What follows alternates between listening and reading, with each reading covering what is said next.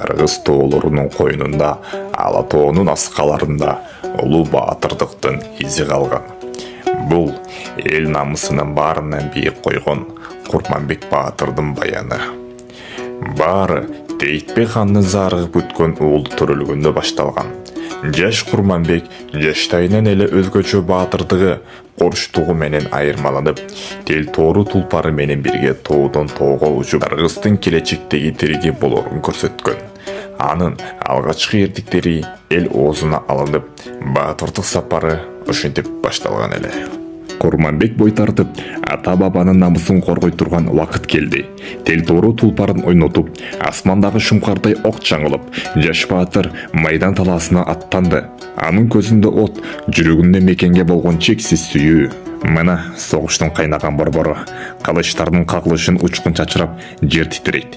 Курманбек душмандын калың колун жарып келип, алмаз кылычын шилтегенде, каршылаштары коркконунан артка чегинди. Бир өзү миңге каршы туруп, Кыргыздын тайманбас рухун көрсөттү. Баатырдын ар бир соккусу адилеттиктин жана эркиндиктин үнү.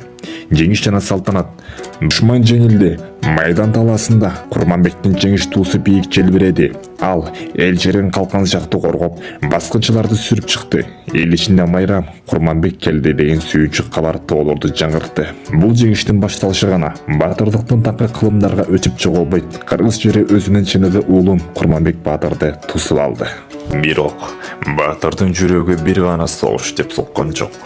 Ал сулуулугу айдай, акылы дайра канышайды жолуктурганда, анын жашоосуна махаббаттын нуру кирген. Ак кийизге отургузулуп, жар-жарайтылып, Канышай Курманбектин ошогунун ээси, анын ишенимдүү шериги болду. Алардын бактылуу күндөрү Кыргыз элинин тынчтыгынын жана ынтымагынын символу эле. Бирок тагдырдын оор сыноолору али алдыда болчу. Ата менен болгон пикир келишпестик бактылуу күндөр артта калып, кара болот каптады. Тейтбек хан өз уулунун кадырын билбей, кызганыч менен бой көтөрдү.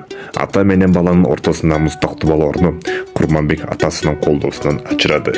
Элимди өзүм коргойм деген баатыр жалгыз аттанды. Түн ичиндеги даярдык. Бийик тоонун боорунда жалгыз күйгөн оттун жанында Курманбек ойго батты. Түндүн суугуна карабай, ал өзүнүн алмаз кылычынын бүлөп, эртеңки кандуу саллашка камыды. Таң атысы менен майдан башталды. Курманбек миңдеген душмандын курчоосунда калды. Атасы Тейтбек убада кылган жардам келген жок. Баатыр жарадар болуп, каны жерге тамса да тизе бүкпөдү. Ал ар бир душманды каардуу шилтеми менен жыгып, согуш талаасындагы жалгыз арстандай алышты. Канга боелгон чөптүн үстүндө аккан өзүнүн